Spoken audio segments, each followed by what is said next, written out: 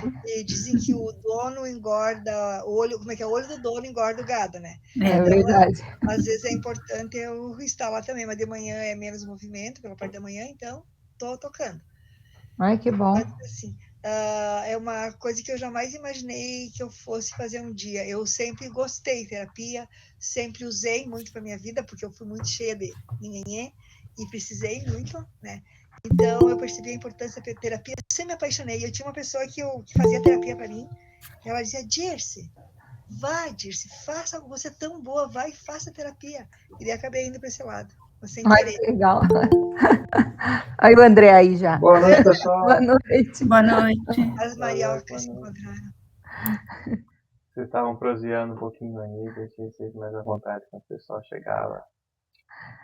André, enquanto o Eu? pessoal não chega, eu estava falando com a Vera, né, com a Dirce, Ixi, sobre a redação, né, a Vera até falou que ela fez sobre um tópico, né, isso, é. na verdade, sobre o que essa redação? Eu tô até com o trecho da área de membros aberta aqui, sobre esse texto final, né, essa redação final, deve ter no mínimo 1.000 palavras. O tema é livre, desde que ele seja contemplado por um dos tópicos que a gente estudou aqui. Não necessariamente um tópico específico, mas de repente um tema que você se sentiu interessado em olhar, aprofundar. A ideia desse texto é basicamente essa, né? Vocês sentarem um tempo assim para aprofundar alguma temática. Sei lá, a gente vai ver hoje adolescentes, não sei, a formação de identidade na adolescência de acordo com as experiências de grupos. Não, pode ser um tema. Você Ah, pode se aprofundar aí, trazer algumas referências, discutir um pouco o assunto. É basicamente isso. tá bom, obrigada. Disponha, tem que ser, obviamente, da autoria de vocês, né? Ser aí inovador nesse sentido, não revolucionário, mas de uma novidade aí das discussões, não ser uma reprodução de outros espaços. E o prazo dele é até o dia 15 do De 6. junho. É, Um pouco mais de tá vocês. bom, Tá bom? tá bom, obrigada. Disponha, imagina. Esses aí são os próximos caminhos aí das nossas trajetórias de aula. Estamos no que a gente chama de antepenúltimo encontro. Temos mais 2 encontros aí, devido à nossa mudança de agenda. Temos mais um encontro então no dia 10 e depois no dia 24 de junho. Sim, para darmos conta de pensar a experiência de grupos. Quem está na etapa prática ou já passou por elas, de alguma forma já passou um pouco por essa reflexão de grupos. Tema importantíssimo também para a gente poder pensar uma outra localidade da inserção da psicanálise como prática. E no dia 24, então, pensarmos as possibilidades dessa ponta do tripé tão importante, que é a supervisão. E finaliza aqui, então, os nossos encontros desse curso Tópicos Fundamentais da Técnica Psicanalítica. Certo? Espero que todo mundo tenha passado boas semanas, tenha estado bem aí no meio dessas loucuras, tenha tido o prazer inenarrável de acompanhar algumas horas de fala da CPI, o pessoal me chamando na internet aí de um novo BBB, um novo reality show, mas é uma experiência muito bacana para entender um pouco mais do funcionamento político do nosso país. Thaís, está com o microfone aberto? Quer falar alguma coisa?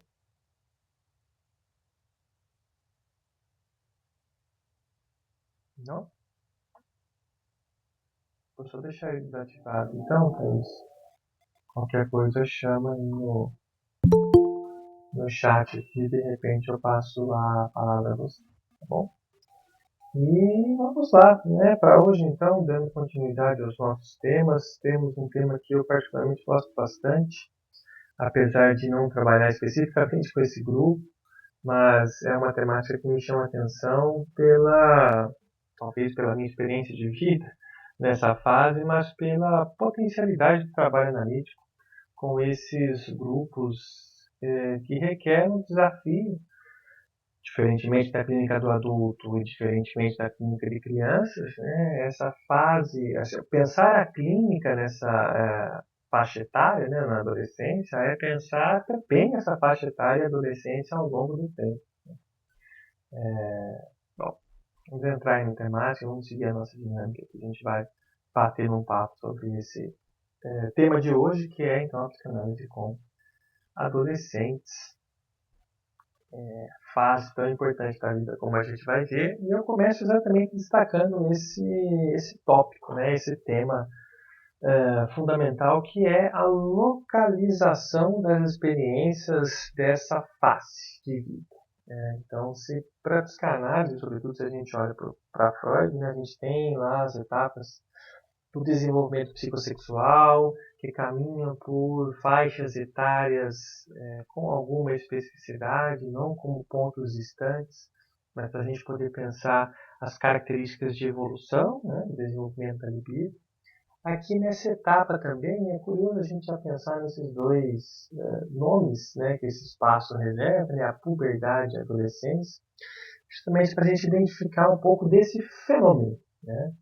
O Zimmermann ele traz alguma divisão etária, ele não discrimina ali qual a referência dele, então ele vai dizer então que a puberdade aconteceria a essa época. Esse livro é de 2000 e baixo, a versão que eu tenho, se não me engano, 2001. Vai ter aí dos 12 aos 14, a adolescência aconteceria em tese dos 15 aos 17, e uma adolescência tardia seguiria-se dos 18 aos 21 anos. É assim que ele determina e organiza. Trouxe outras fontes aí para a gente poder pensar, né? A ONU e a OMS fazem essa discriminação da adolescência, abrangendo essa fase hoje aí dos 10 aos 19, olhando a juventude, né? Um outro conceito aí dos 15 aos 24, e o chamado jovem adulto dos 20 aos 24 anos. E artigos também que falavam que a adolescência se estenderia até os 24 anos. Então a gente pode ver aí que é uma questão que nos coloca a pensar de fato esse lugar, esse fenômeno, como eu falei. A puberdade, acho que fica mais fácil da gente localizar, porque ela está muito associada à ideia biológica, né, de maturação, então de desenvolvimento, no qual os meninos, em tese, aconteceriam dentro dessas faixas etárias, as meninas, perdão, né, dos 8 aos 13, e os meninos um pouco mais tardiamente, dos 10 aos 14. E seria então aí o tempo em que o corpo estaria, em tese, preparado para a reprodução. A ideia da puberdade nesse sentido. E a adolescência, né, então a gente pode olhar como um fenômeno histórico, um fenômeno social, que não se diz respeito a uma etapa, a um processo de um desenvolvimento biológico, mas de um desenvolvimento relacional, né? Uma fase, então, de vida, a gente vai entrando um pouco mais nesses detalhes, em que não se é mais criança e tampouco ainda se é um adulto. A gente vai discutir isso com um pouco mais de cuidado, mas é muito uma característica alguns autores que vi desse lado do hemisfério do globo, dessa parte aqui ocidental do globo, em que mais contemporânea, mais moderna, né,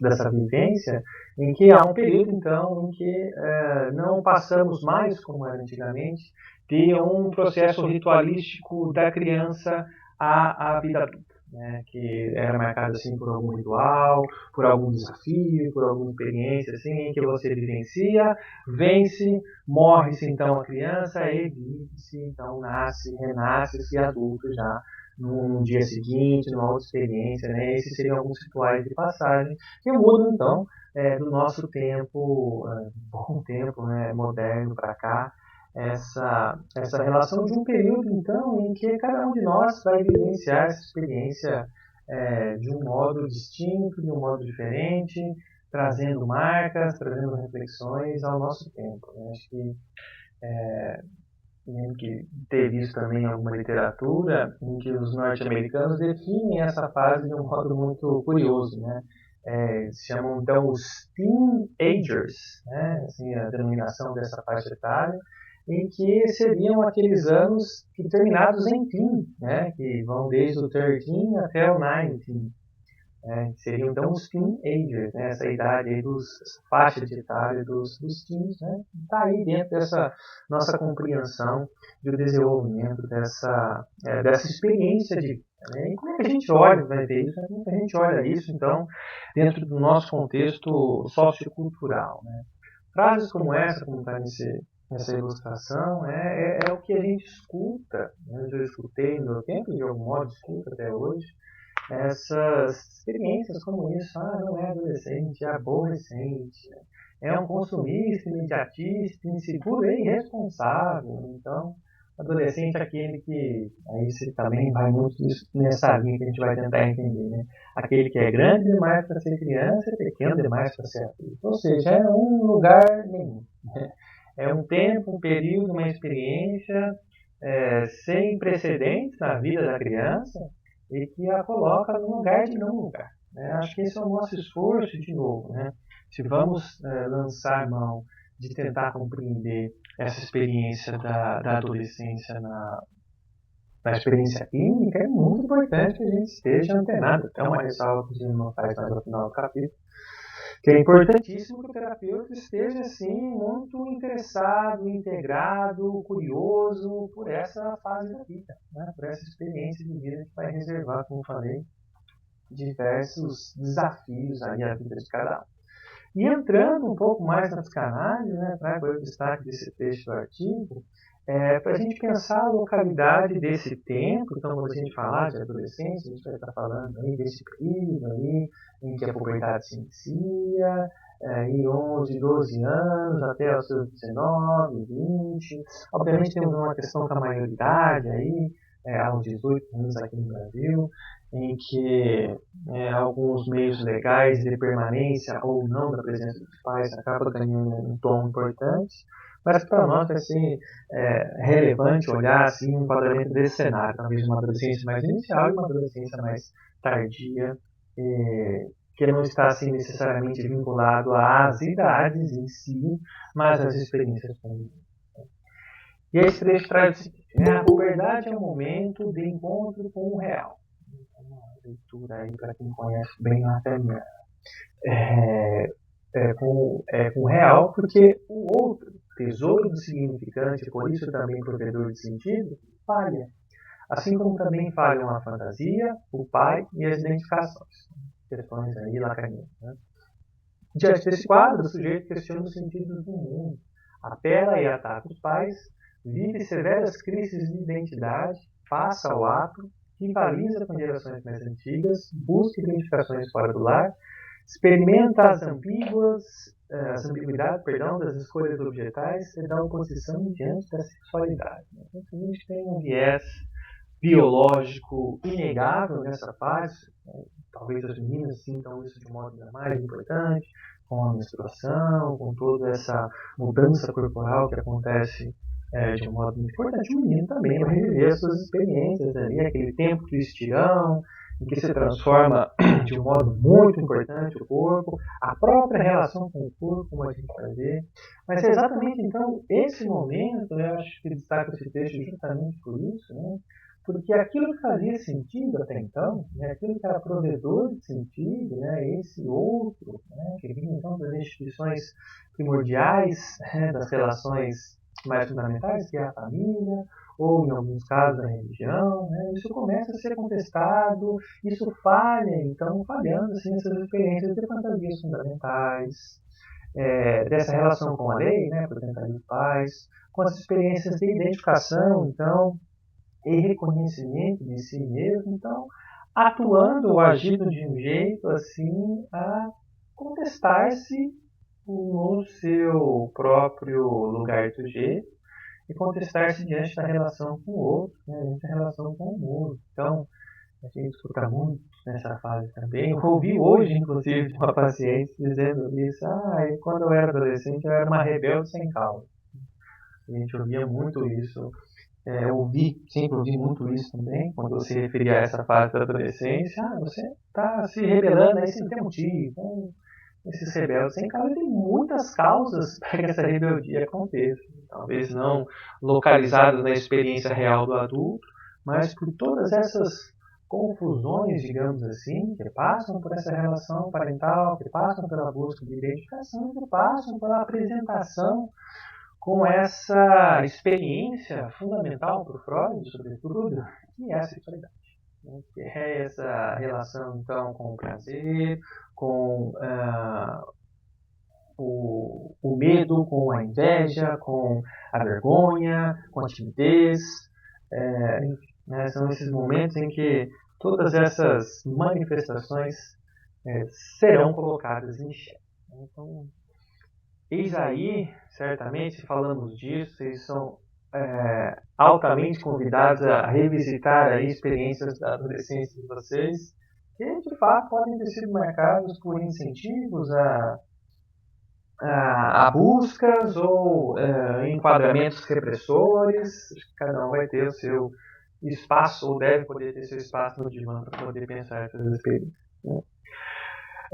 Falando então, né, propriamente aí dessa etapa, dessa fase da vida, né, como diz, essas transformações físicas e hormonais inegavelmente vão acontecer de um modo assim poderoso para algumas pessoas, umas mais que outras, mas é exatamente esse momento, talvez uma primeira reflexão importante que a gente tem dessa fase da vida, entre outras que vivemos também, claro, mas que há um luto, né, bastante fundamental que marca assim, essa fase da vida. Ao longo da vida vivemos sucessivas experiências de enlutamento, seja pela própria morte, aí o Covid, para escancarar essa relação mais próxima, ou mesmo de fase de vida, de desejos, de experiências, de frustrações, enfim, estamos aí de relacionamento, estamos aí o tempo todo expostos a essas vivências, e aqui nós temos um outro fundamento. O que se perde, então, quando deixa essa fase, assim, para algumas pessoas mais que outras, tão gostosa que é a infância, né? Perde-se, assim, então, algumas prerrogativas, alguns espaços, alguns lugares em que é característico desse momento da vida, né, da infância. Com isso também, como a gente falou desses enfrentamentos, né, as figuras idealizadas dos pais, a própria questão com o respeito, muitas vezes, os confrontamentos, né, são atacados, assim como as onipotências, as ilusões narcísicas, né, puxa, aquilo que eu acreditava e que deveria ser. Então vem as primeiras frustrações amorosas, vem o tempo aí de competitividade, o vestibular aí é um bom exemplo disso, mas vive-se sobretudo, né, uma experiência de perda de um corpo infantil. Né? Para a psicanálise, essa correspondência afetiva que passa pelo corporal, né, que passa pela vivência corporal, é também sentida nessa fase. Né? E não, como a gente vai ver, né, não por acaso algumas experiências de automutilação, mais recentemente visto em adolescentes, né, descalificações, as próprias experiências de despersonalização, tem muito que ver com a dificuldade de elaborar esse processo.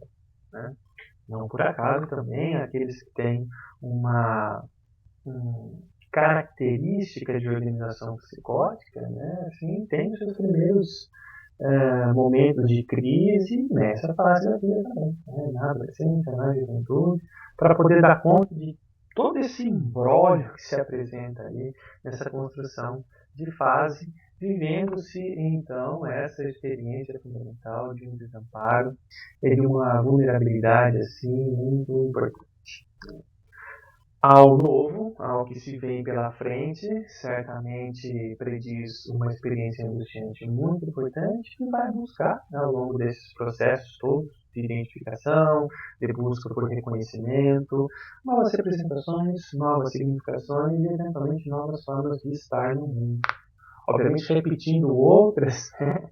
E eis aqui uma característica psicanalítica bastante importante, em que esse período da adolescência, então, né, que ingressa-se aí, ou marca o final do período de latência, lá, pós fase fálica, por ingressar, então, que seria na fase genital, há um reviver, né, há um reviver de todas essas confusões a se resolver, inclusive essa nossa tão famosa, conhecida teoria psicanalítica conflitiva. Né? Vejam só esse recorte aí também, esmiuçando um pouco isso. A reproblematização do narcísico e do objeto, assim como as metamorfoses da puberdade, reavivam a ameaça de uma perda irreversível. Os primeiros tempos da vida são atravessados de novo, Então, revisite um pouco dessas experiências, buscando assim, umas construções identitárias. O processo de separação encontra aqui seu fundamento, pois a sexualidade humana requer, em seu próprio exercício, o deslocamento dos objetos da infância, sua substituição por outros objetos que serão os objetos do desejo. Então, se aquela frase célebre do Freud, ou pelo menos atribuída às suas vivências, que você vai buscar assim, incessantemente a sua mãe, aquela que não pôde te suprir, ou alguém igualzinho que vai mandar em você igual a sua mãe dava, ou não, né, vai buscar uma não mãe. Essa é a chance, essa é a hora, esse é o momento desse deslocamento, então, de todos esses objetos, bem ou mal elaborados, lá na concretiva edífica, vão ser, então, retomados para essa possibilidade de atribuição de um novo sentido, da vinculação, então, né, com outros objetos de desejo. Tranquilo por enquanto, pessoal?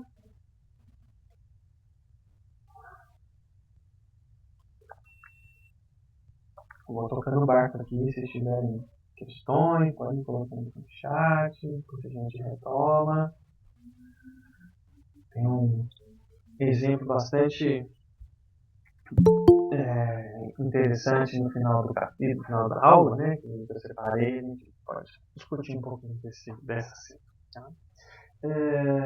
Então, né, se estou tentando dizer alguma coisa, estou tentando dizer exatamente isso, que essa fase de vida é marcada por instabilidades e intensidades, assim, de um modo muito importante. Mais uma vez, convido vocês a recorrer aí à memória, essas experiências, né, lá do primeiro amor, lá das frustrações, então, do grupo, ou mesmo das experiências de identificação daquela fase que algumas pessoas puderam atravessar, de fazer parte do grupo punk, ou eventualmente do grupo religioso, lá do grupo da igreja, e promover fortes amizades, ou mesmo as desilusões amorosas, chorar no quarto, ouvindo música, tudo fechado, e não querendo se ver com mais ninguém. Essa intensidade é mais fundamental desse tempo também, em que algumas reacomodações estão buscando sentido, né? Não por acaso, então, dúvidas existenciais ou busca por experiências assim, ideológicas, e até aglutinação que vem, de novo, por experiências religiosas, culturais, políticas. Essas afinidades vão acontecendo muito nessa tentativa de buscar uma reafirmação, uma compreensão das próprias identidades que estão buscando um espaço para aparecerem. Vera, está com o microfone aberto para falar alguma coisa? Quero, não sei nem se é coerente, mas vamos ver. Uma infância não vivida corretamente, não sei se é esse o termo, ele vai apresentar na adolescência ou só na fase adulto o problema? O que você está falando de uma infância vivida corretamente? Parece que tem um jeito certo de viver a infância. Eu não sei se tem. Não, naquelas fases, anal, fálica, genital.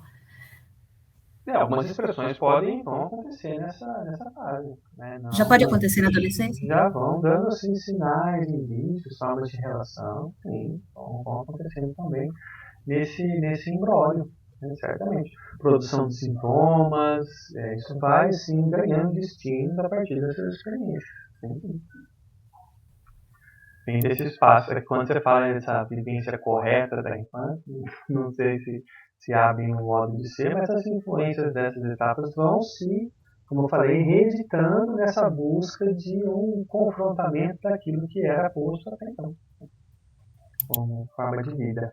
E aqui, né, falando, já entra aqui nessa questão das expressões de abuso, né, então nesse momento das transformações de grupo, na reafirmação da identidade, que algumas dessas experiências sociais, vamos chamar assim, mais complexas, elas vão acontecer aqui.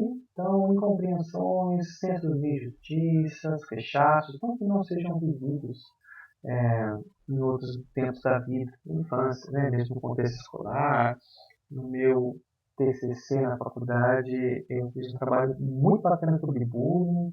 Então, foi exatamente ver esse conflito assim, se estabelecendo nessa etapa, E nesse tempo da adolescência, isso ganhando um espaço maior, na medida em que a busca por se sentir pertencente a faz com que o sujeito, a algum grupo, né, faz com que o sujeito se depare, se confronte assim, com todas essas questões que vão nos acompanhar de algum modo ou outro pela vida. E em situações, né, não sei se por uma infância bem ou mal elaborada, mas algumas situações, chamei aqui de mais extremas, né, elas vão acontecer ou aparecer como forma de expressão de angústia, como forma de encontrar um destino para as angústias. Então, é exatamente nessa fase que, como eu dizia, né, que há algumas possibilidades de despersonalização, muito no sentido de um luto desse corpo, de não se reconhecer mais nesse corpo, que se transforma, que vai para outro espaço, e percebo que não é só um reconhecimento visual, mas um reconhecimento lá do que o Winnicott chamou de self, né, que é a percepção da continuidade do ser. Há um conflito muito grande, há um conflito muito grande. Outras experiências, assim, acho que alguns exemplos que eu trouxe mais para a gente visualizar, né, são essas experiências de automutilação, descarificação, onde há, assim, altos flagelos no corpo, muito como forma de encontrar um destino a essa angústia. Né? A angústia, então, se transformando como busca por se escoar, né? O prazer pode ser um delas, então os atos compulsivos, os atos masturbatórios podem ganhar um destino assim como alívio da angústia, e a dor também ser uma experiência dela. Na verdade, os relatos vão nesse sentido, né, de um misto de dor e prazer, muito numa experiência de localizar essa angústia que está no pensamento, essa experiência que não se sabe muito bem nomear, um pouco por tudo isso que vivemos, então acaba se utilizando dessas experiências corporais, de cortes mesmo, na pele, para sentir, né?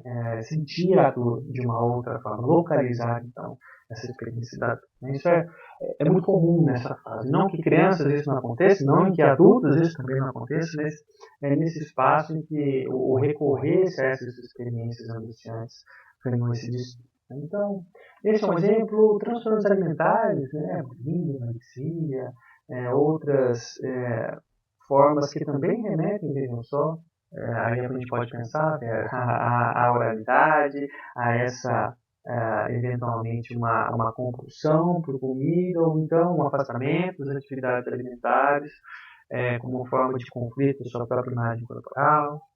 Experiências depressivas, né? Então esse sono, não, mas meu adolescente adora, não sai do quarto, dorme o dia inteiro, não quer nada com nada, né?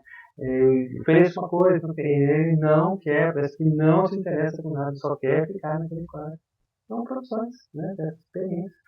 Até aquelas assim mais complicadas de se resolver, não que essas outras não sejam, mas as experiências então de drogadição podem ganhar uma relevância importante nessa fase da vida. Destaco o texto do Cardoso, uma dependência, entendam só as simbologias analíticas, uma dependência justamente para não romper com a sua dependência afetiva, no núcleo familiar, do seio familiar, as próprias experiências de ideação suicidas, ou mesmo, infelizmente, algumas passagens ao ato, como forma, mais uma vez, de dar um destino, de expressar essa angústia que dificilmente consegue se nomear e que dificilmente merece um espaço por falas como essa que eu falei no início, mas é uma aborrecente, é assim mesmo, essa é só uma fase, vai passar. Que é uma fase que vai passar, sem sombra de dúvida, todos nós esperamos que sim, mas como isso é feito, mesmo na infância, como isso é atravessado, talvez isso possa merecer um olhar muito cuidadoso. Trago alguns trechos aí de depoimentos postados na internet, só para a gente ter uma noção da realidade, né, disso que eu estou tentando descrever na fala aí de alguns adolescentes. Vejam só. Meus pais toda hora reclamam de mim. Todos os dias tem uma briga ou uma reclamação. Eu me sinto um lixo, porque eles realmente estão certos. Eles são bons pais e eu me odeio por não ser uma filha que eles merecem. E o pior é que ainda tem meu irmão, que é excelente em tudo, e acaba aparecendo as comparações E isso me incomoda demais. Olha aí que constatação no entorno da culpa, né, dos pais ideais, de uma autocobrança, isso faz sentido dessa forma, assim, e até as palavras escolhidas são poderosas nesse ponto. Olha, eu odeio por ser a filha assim, amor excelente, isso me incomoda demais, e assim. Outro adolescente, meus cortes são feitos para aliviar dores emocionais que eu passei durante tanto tempo. É como se fosse uma punição para mim mesma do que os outros fizeram a mim. Sinto-me como se fosse o erro pelo mundo ser assim. Olha as intensidades, olha o destino para esse conflito muito duro, né, de culpa, mais uma vez, e que faz com que haja um modo de encontrar um destino para essa pessoa. E essa última, talvez, bastante forte também. A única coisa que eu preciso é de ajuda, mas ninguém se importa comigo. Esses dias eu me cortei na escola, saí com o braço sangrando e ninguém percebeu. O ruim é que ela não viu que faço isso por me sentir sozinho. Então, são cenas que estão longe de serem exceções, digamos assim, né? Mas que estão presentes aí na realidade e precisam, merecem acolhimentos para que algum destino, para que alguma relação dentro dessa experiência tão dura como a gente está vendo possa aparecer. Né? Ronald coloca, minha prima chupou o dedo até os 14 anos, só largou quando apareceu o primeiro namorado. Olha aí as fixações com esse momento e um alívio, né, de angústia também, muito vinculado a essa fase oral, né, de fato, assim, essa busca por um controle, entre aspas, tá? Da ansiedade, manutenção, manejo da ansiedade, para essas experiências que ainda se reproduzem. Na fase de formação de grupos, o adolescente estaria mais sensível. Isso pode ser gerador de mais focos de conflitos com os adultos para serem aceitos no grupo. Exatamente, né? A sensibilidade no sentido dessa intensidade que é sentida e, de novo, né? Assim, não só pelas caracterizações hormonais, né? Não vamos atribuir mais a isso, mas as correspondências psíquicas, né? Simbólicas que isso vai causar na experiência do ego, na relação com o id, na relação com o superego e aí. Né? Obviamente, que pensemos, né, nessa relação então do adolescente com a sua família, né, que isso causa quem aí é ou foi pai de adolescente, mãe de adolescente, quem foi adolescente, sabe muito bem aí que há uma dificuldade dessa fase para que todos tenham que lidar com isso, né? Não só o próprio indivíduo, o próprio sujeito que sofre, né? Mas sim essa construção que visa buscar ou então romper com algumas identificações e até idealizações projetadas nele, né? Justamente para que não seja ou não se corresponda a ser uma extensão dos pais. Há adolescentes, há adultos que não vão caminhar por essa experiência, vão querer sim ser a extensão dos pais, e essa é parte de uma experiência, não dizendo que certos ou errados, mas eis aí um incômodo que vai abarcar então a experiência familiar como um todo. O adolescente é, sobretudo, então, como eu falei, um luto de fases, né, entre um não mais e um ainda não. Então, um lugar nenhum, quando eu brincava, colocava, mas que é preciso que se atravesse esse lugar nenhum. Né?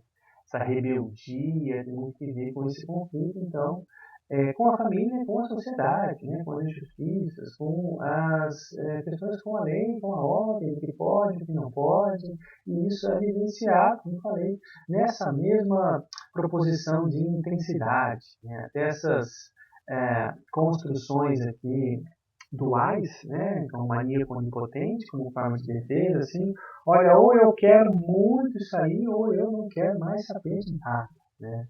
Não, nunca mais fale comigo, não quero mais saber de você, eu quero que você morra, né? Ou então aqui me ame, eu te amo, vamos ser felizes para sempre, né? Sofre-se loucamente por aquela banda dos sonhos, por aquele artista favorito. Rola-se então, não sei se existe nesse tempo de hoje, mas no tempo dividia muito primos, colegas de colégio, enfim, então, pôsteres, músicas e tudo mais, assim, que identificasse, de novo, né, essa construção, essa condição de uma experiência, assim, muito obsessiva, né, de um tudo ou nada, assim, de aquele famoso 8 ou 80, né, e o mesmo, né, dessa construção, assim, de um tudo ou nada, vai se estabelecer nas relações parentais. E um conflito muito grande, né, entre esse não mais e um ainda não, é essa fase aqui no qual se depende ainda dos pais, né, mora-se na casa dos pais, de modo geral, claro, mora-se na casa dos pais, financeiramente são dependentes dos pais, mas querem se livrar dali logo, né, querem não mais ter que depender, e fica-se então, evidencia-se assim um conflito muito importante. Então, já vão entendendo isso, né? A gente vai entrar mais adiante na clínica, mas que tudo isso que vai acontecer, que está acontecendo aqui nessa relação, também vai acontecer na clínica, né? Também vai ser então transferido para essa experiência clínica. Esses conflitos todos, essas intensidades todas, vão eventualmente também aparecer no manejo da transferência, né? Se for aí uma boa experiência na área, né? Os pais, como eu dizia, né, a família como um todo, também vão sofrer essas transformações ou vivenciar essas experiências, né? Sejam, então, algumas correspondências simbólicas, né, porque estão ficando velhos, né? Quem nunca falou isso? Né? Nossa, você já está aí com 18, 19 anos, eu estou ficando velho realmente, né? Me lembro dos meus 20 como se fosse ontem. Falas aí que são naturais dessa fase. Há um certo incômodo em perceber isso, né? Às vezes a rotina do adulto, às vezes esse dia a dia, ou mesmo cuidado com as crianças, faz com que não se perceba muito a passagem do tempo, ou melhor, os efeitos da passagem do tempo. E em constatações como essa, levar o filho para tirar uma carta, para trabalhar, né? Para, enfim, tem essa correspondência, né? Perde-se uma criança também nesse sentido, os pais sofrem mais essa experiência do que outros, não deixando que o filho, mesmo adulto, deixe de ser criança, né? Uma experiência muito comum também, não se atravessa bem esse luto também por parte dos pais.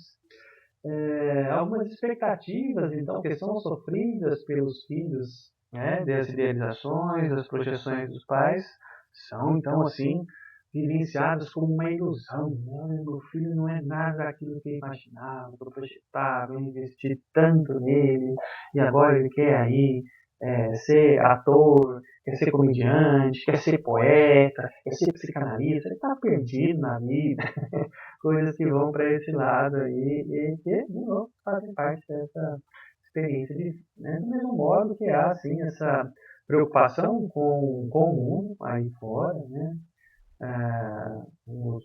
Ir e voltar das baladas, as altas recomendações, as restrições. Hoje você não vai sair, você está saindo muito, é perigoso. Então, isso tudo vai acontecer porque esse papel do pai e da mãe vão se desfazendo, né? Tem até uma experiência, né? Uma conceituação que se diz muito, né? A tal síndrome do ninho vazio. Então, quando os filhos eventualmente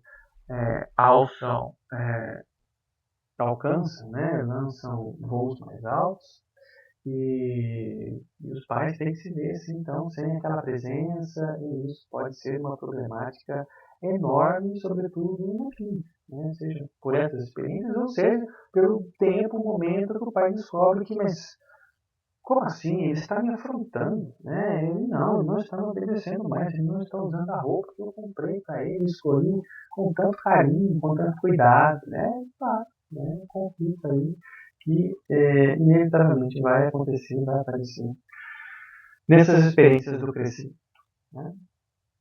E aí cabem algumas reflexões para a gente ir entrando nas caracterizações clínicas, né? Qual o lugar do meu filho na fantasia? Qual o lugar do filho, perdão, na fantasia de cada gênero? A gente vai ver mais adiante que a presença dos pais na clínica, ela deve ser bastante importante, ou pelo menos recomendada, não para um fazer parte ou para ter controle, mas como um canal de comunicação. A gente viu na clínica com crianças, isso tem um espaço maior, certamente, como a gente tem em alguns eventos. Aqui isso deve poder ser contado como comunidade também. E aí os pais, né, não é análise dos pais, certamente, né, o paciente, o analisando é o adolescente, é a adolescente, mas essas fantasias, esses entendimentos das relações ali que se estabelecem vão ser muito importantes para mim para perceber e localizar isso que ele está errando. Então, por exemplo, aí pais narcisistas que querem deixar o seu legado, mas filha, doutora, eu lutei tantos anos para construir o nome da minha empresa, olha que placa bonita, aqui tem meu nome, meu sobrenome, e o meu filho tem que seguir meu legado, né? Eu deixei, que essa eu gosto mais dele. Eu construí tudo isso para ele, né? E ele não quer, você está ligando que eu construí.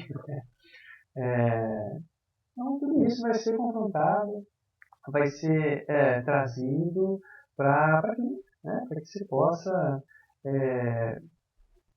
lançar luz a esse conflito, seja por uma demanda dos pais, seja pela demanda dos filhos, né? Então, esses aqui são outros exemplos dessas características de idealização, né? Então, pais salvadores e filhos executores das fantasias não realizadas. Então, vai lá, o pai coloca o menino no karatê, coloca ele no futebol, coloca ele, tudo que ele não pode fazer, vai lá e proporciona, não, mas é bom, vai lá, luta, ganha suas medalhas, o pai deixa todas as medalhas do parque dele, né? Então são experiências que vão mostrar exatamente isso, né? Algo assim que não pode ser dentro do processo de luto, bem elaborado, né? Ficam-se assim, ou marcam experiências de uma relação simbólica muito forte, assim, em que a castração nesse modelo de relação não pôde se operar de um modo importante e as coisas permanecem dentro de uma relação causando dores e sofrimentos a todas as partes, né? Eu tenho um exemplo aí de uma paciente ela deve estar próxima dos seus 60 anos e ela tem um filho que vai morar nos Estados Unidos, ela se casa e engravida e se casa às pressas para a inclusão da moça no processo de questões legais, e ele se casa antes dela chegar a tempo para ver a cena. Então, aquele ponto, né, a gente descobriu isso na vida, foi um ponto assim, extremamente depressor para aquela mãe que era assim altamente vinculada a esse filme. Então, algumas menções que ela faz a essa experiência, ela chama Quando Apareceu a Fantasma de Noivo, era a nora dela. E foi muito difícil para ela ter que se ver com a entrada abrupta, né, por conta dessa gravidez, dessa personagem na relação com o seu filhinho de 30 e poucos anos, né, com o seu filhotinho, no qual ela fazia tudo por ele. E ela, assim, se desorganizou de modo muito importante a partir dessa experiência. Enfim, relações aí para a gente poder pensar como isso vai acontecendo dentro do contexto clínico. Não necessariamente na adolescência nesse ponto, mas só para a gente entender como isso pode ser confrontado, né? Ao analista, então, ao terapeuta, proporcionar exatamente o que a gente busca na clínica de modo geral, a experiência do processo, então, sobretudo nessa relação adolescente, né, de diferenciação, de separação e de individuação, sobretudo nas experiências do sujeito. E poder estar atentos e espertos, preparados aos ataques, né? A gente via lá as duplas transferências na clínica com crianças, aqui isso também vai ser diferente no que toca às transferências, no que toca às resistências, no que toca às formações de conluio, do pai tentando jogar o terapeuta para o seu lado e dizer que o que ele está falando está certo para o seu filho, que o seu filho está errado, ou o adolescente que chama o terapeuta para o seu lado e então quer fazer valer a sua vontade. Essas são cenas que inevitavelmente vão passar por essas relações, então quem tiver um interesse em caminhar por essa área, já esteja atento a isso.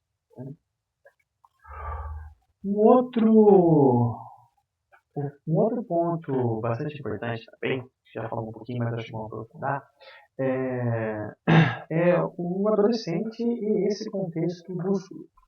Então, eis a chance, né, eis a possibilidade, então, de o adolescente buscar as suas correspondências identitárias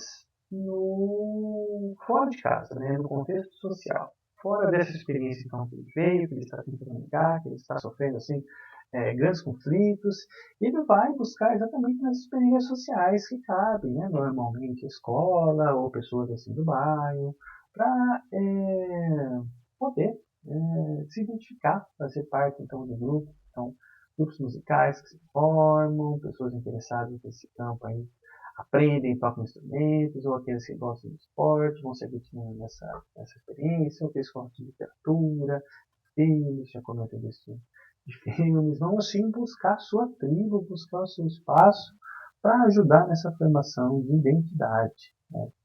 Bem nesse momento, bem nesse espaço de transição entre esse núcleo tribal do qual ele vem, que é a família, e essa apresentação com o meio social. Né?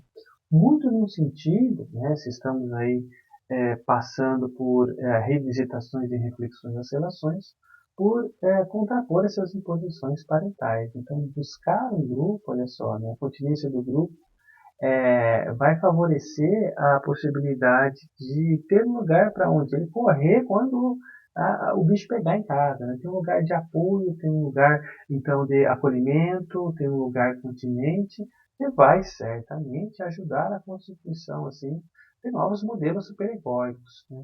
De novas instaurações daquilo assim que pode, daquilo que não pode, do que é tolerável. Isso que vem, então, inevitavelmente da relação parental, aqui vai ganhar um esforço, uma apreciação bastante importante. Né? Como eu falei, então, um tempo, um espaço para que se corra, tenha esse onde correr, justamente para que algumas experiências assim muito típicas dessa formação identitária aconteçam nesse tempo. Né?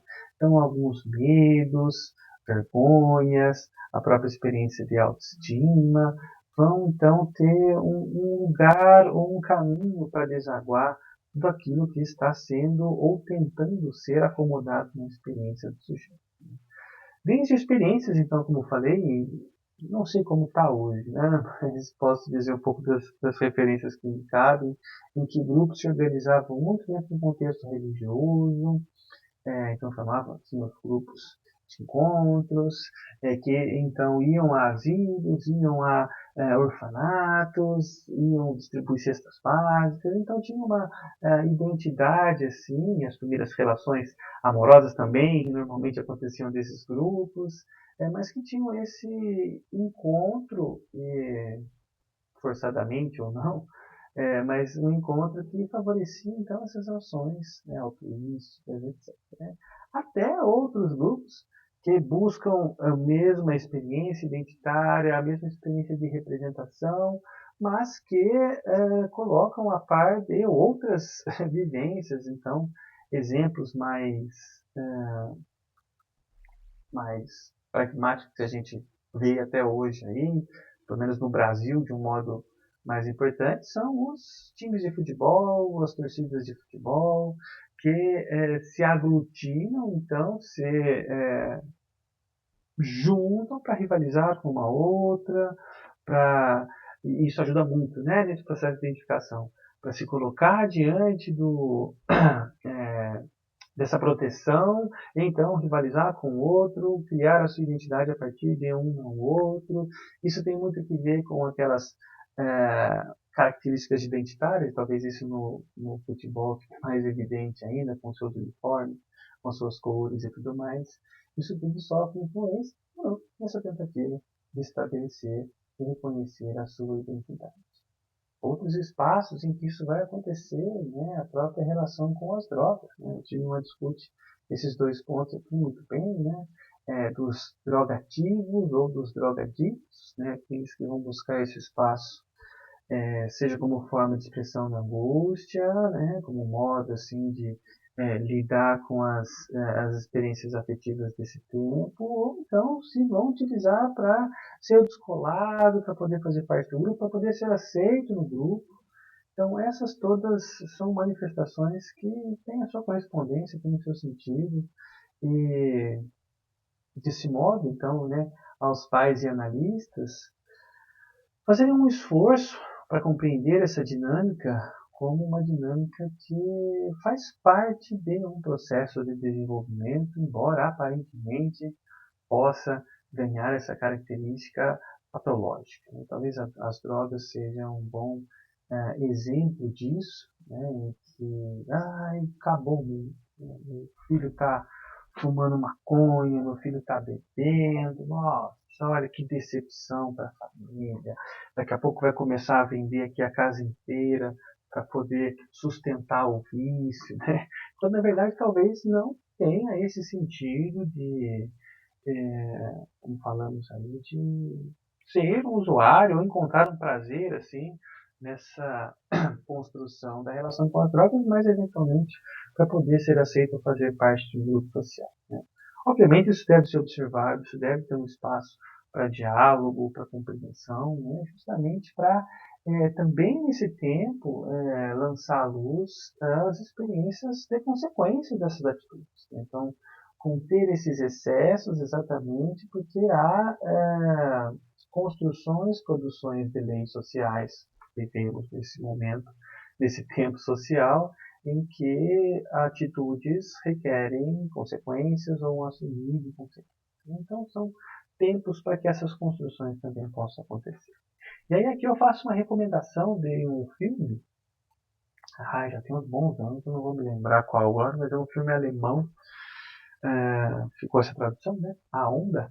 E a experiência, e de fato era uma experiência exatamente essa, né, de um professor tentando explicar para os seus alunos sobre anarquia e autocracia, e um dos grupos, eles, de alunos, né, em uma das salas de aula, a proposta era exatamente essa, eles irem construindo, né, dentro desse pensamento autocrático, irem construindo assim uma identidade própria, então um modo de se vestir, então um toque específico que uns ia se estabelecer com o outro, então já tinha uma distinção do nosso grupo e do grupo e dos outros. Aqui nós podemos ir lá, não, enfim, né, a coisa vai escalando, não vou dar maiores detalhes só para deixar aí para vocês assistirem, mas a coisa vai escalando e contar aí essa experiência que sai do controle, que era exatamente para demonstrar como eram regimes, a exemplo do nazismo.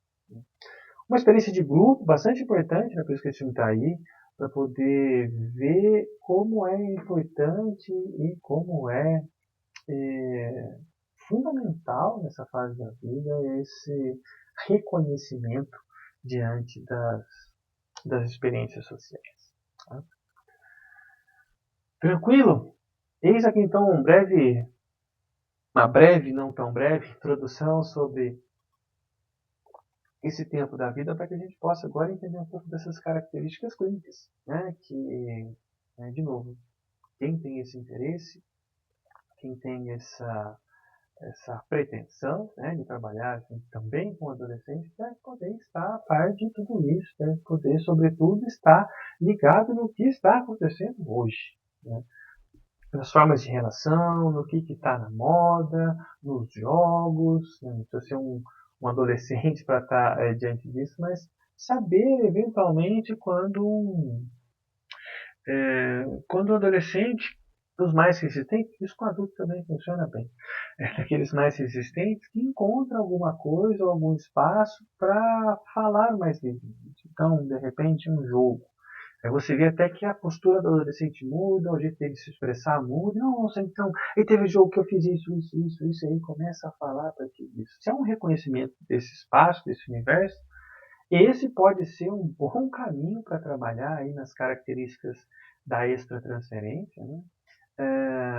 A possibilidade de entender um pouco do como ele se posiciona, do que ele pensa, do como sente, do como sofre, a partir então de uma relação externa, então que vem de uma outra relação com jogos, com literaturas, com livros, por aí. Ao analista, como estou falando, então, cabe o desejo de, se for esse o caso, né, do atendimento com adolescentes, né, se colocar assim de um modo empático a favorecer uma aliança terapêutica. Importante, então, ser assim um grande acolhedor também das demandas, compreender todas essas características para poder localizar, né, se falávamos da criança, a atuação do terapeuta mais integrada na vivência, aqui também é algo similar nesse ponto, na medida em que estamos pensando bem nessa característica aí de uma transição, obviamente dependendo da fase da faixa da adolescência que a gente está olhando, mas é importante isso. Além da capacidade de ser continente, tolerar as matristas transferências, atuações, resistências, identificações. Essas intensidades, como falava mais cedo, então, também vão estar presentes aqui de um modo poderoso, né? De amar o terapeuta e na outra sessão odiar o terapeuta e depois pedir desculpa e voltar a odiar e isso, né, ao terapeuta suportar, isso vai ser relevante, né, infalável. Há tempos em que, isso aqui é tudo para mim, eu não vivo mais sem terapia, eu não vejo a hora de chegar aqui aos nossos encontros semanais, é tudo de bom, e aí na outra sessão, se vem assim com uma outra disponibilidade, fala, não tenho nada para dizer, não sei nem o que estou fazendo aqui. Então, noções e vivências reais, muito presentes nesse tipo de relação. Como eu dizia, a participação dos pais é muito bem-vinda, desde que respeitem o SET, né? Respeitem assim os objetivos, os espaços, o enquadramento, o analista. Isso não quer dizer que os pais não vão tentar atacar ou intentar esse espaço, ou dizer eventualmente que o filho mudou e está brigando e agora não está obedecendo mais. E na verdade isso está sendo ótimo o processo de individuação do adolescente, mas isso precisa de algum modo ser dito, ser posto, ser confrontado, né? Justamente, né, olha aí esse exemplo, para que esses conluios não aconteçam, né? Esse enfrentamento da autoridade dos pais, né? Olha, eu estou sentindo que estou perdendo o controle do meu filho, ele já não me obedece, e isso, né, como falei em algum contexto, pode ter uma característica, pode ser um ponto muito positivo para essa relação. Tudo, eu Zilma gosto da forma como ele coloca, tudo sempre feito às claras para garantir o vínculo com o paciente, né? Pensar essa ideia mesmo, tá todo mundo no mesmo time, né? Deixar isso claro com os pais, deixar isso assim, bastante evidente para que essa queda de braço não aconteça, né? Que o terapeuta que está querendo dizer que o meu filho deve fazer, que ele chega em casa agora já não faz nada daquilo que eu falei. E que de um modo geral, eu acho importante para dizer isso, o vínculo ou a relação de confiança, ela deve estar muito presente na relação com o adolescente. E esses combinados, de novo, eles devem ser todos de um modo geral, feitos ou passados por reflexão da anuência do adolescente. Até é o pai que paga a sessão, é o pai e a mãe que devem saber que está acontecendo. Eu devo satisfações aí. Não, a relação não é bem assim quando a gente está falando desse espaço da adolescência, né? Como o Zimmermann traz, né? A presença e a participação dos pais, o poder falar, olha, quando possível, pai, adolescente, vocês estão aqui à minha frente, posso chamar o pai, posso chamar a mãe quando sentir que é importante uma conversa a nós, sempre vou te perguntar, adolescente, se é necessário, ou posso combinar aqui com você, se precisar eventualmente em situações pragmáticas, posso e vou entrar em contato com seu pai, posso resolver essas questões, mas não vou entrar em contato com aquilo que ventilar aqui na clínica. Tudo isso é importante para fazer uma tentativa de diminuir ao máximo as resistências de todas as partes, né, sobretudo do adolescente. Imagina a confusão, né, que a gente pode arrumar se eventualmente a gente, mas apareceu uma cena aqui, eu preciso falar isso aqui pro pai, porque eu acho importante. Aí você vai e conta pro pai o que está acontecendo. De repente, o adolescente confessou que está fumando maconha. Aí fala, não, olha que absurdo, não pode acontecer. O pai precisa tomar uma providência e vai lá, então conta pro pai. E o pai dá um creu no filho, e aí o filho chega e fala, pô, e aí? Acabou a relação analítica, né? O adolescente não volta mais. Isso temos que tomar muito cuidado. Né? De novo, vou falar disso no próximo ponto aqui, exatamente. Ó. O analista não é conselheiro nem julgador, né? Mas um conciliador neutro, que não é o mesmo que ser indiferente a cenas. Por isso é muito importante esclarecer os papéis, reconhecer as falhas e os acertos nas relações, poder se colocar com cuidados para não entrar ou cair de um lado de cada um, cair nos conluios, defender o ponto de vista de um, mas mostrar o que está acontecendo na relação, deixar bem claro o que está sendo colocado ou o sentido de algumas coisas que são percebidas e assim adiante.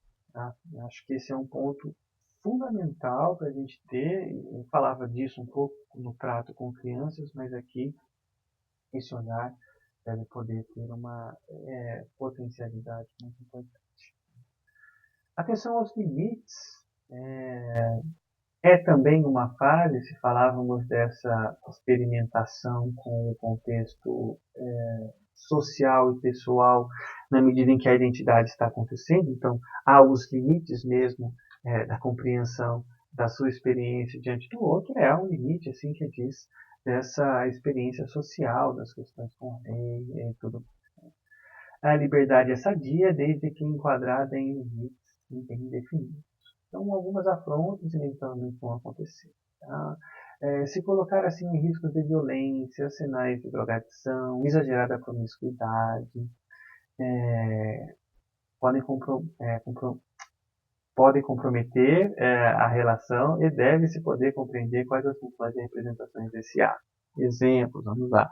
Uma paciente que dizia muito de um afronto importante ao pai, que o pai era um narcisista de carteirinha e que até o corte de cabelo era ele quem determinava. Elas estavam saindo para ir na igreja, não, pode voltar, vocês não vão sair com esse cabelo desse jeito. Então era uma coisa nesse sentido. E a atitude que ela teve à época, na sua adolescência, foi sair loucamente, foi ficar com todos os homens que ela poderia ficar, não tinha nenhum sentido na sua vivência de desejo, mas tinha dessa afronta ao pai, muito nessa tentativa de mostrar, então, quem é que manda? Não sei se ela fez terapia nessa época, se eu não me engano, não, mas essa é uma vivência que, de novo, né, tem a ver com uma outra coisa que não o desejo, mas tem a ver com essa busca por marcar o seu espaço, a busca pelo seu lugar de identificação. Na página 363, para quem leu o capítulo, tem um exemplo no recorte clínico aí que deixa bem claro assim como pode-se haver uma boa participação e conciliação da relação com os pais, em que conflitos apareciam, né, o filho colocando roupas diferentes, sendo assim então contestado das suas colocações políticas, né? Esse era o impasse da cena. O filho era mais à esquerda, o pai mais à direita. Né?